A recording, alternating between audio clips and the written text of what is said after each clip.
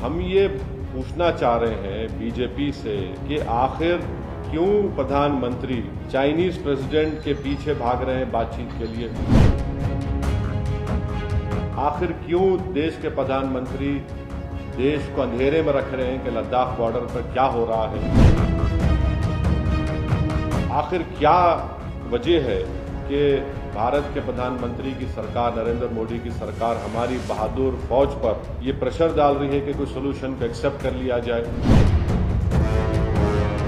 आखिर क्यों देश की बीजेपी की सरकार चीन की फौज को रिवॉर्ड या इनाम देना चाहती है।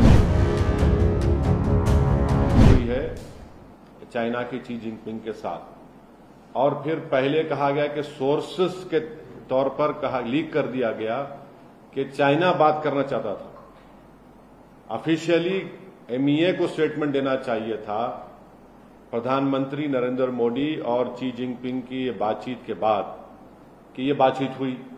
चाइनीज फॉरेन मिनिस्ट्री बोलती कि प्रधानमंत्री नरेंद्र मोदी बातचीत करना चाहते थे, और फिर बाद में हम लोग फॉरेन सेक्रेटरी कुछ और कहते हैं।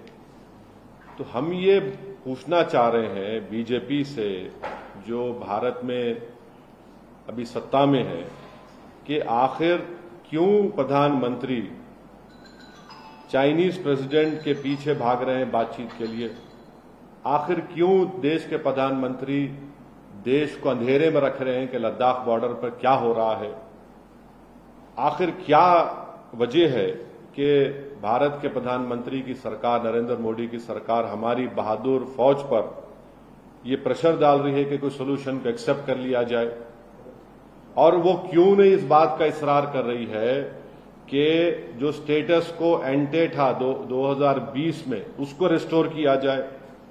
आखिर क्यों देश की बीजेपी की सरकार चीन की फौज को रिवॉर्ड या इनाम देना चाहती है। पिछले 40 महीने से हमारी बहादुर फौज 50,000 के करीब वहां पर हजारों फीट ऊंचे पहाड़ियों पर बैठकर बड़ी बेबाकी और बहादुरी के साथ चीन की फौज का वहां पर ठहरकर उनसे मुकाबला कर रही है।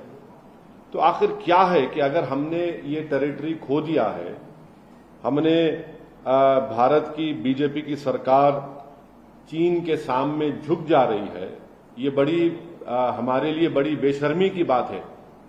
आखिर क्यों बीजेपी खामोश बैठी हुई है। देखिए 2000 स्क्वायर किलोमीटर हमने जो खोया है वो बीजेपी की प्राइवेट प्रॉपर्टी नहीं है।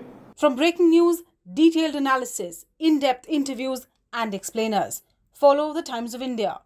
Subscribe to our YouTube channel. Don't forget to like our videos and hit the bell icon to stay updated with the latest.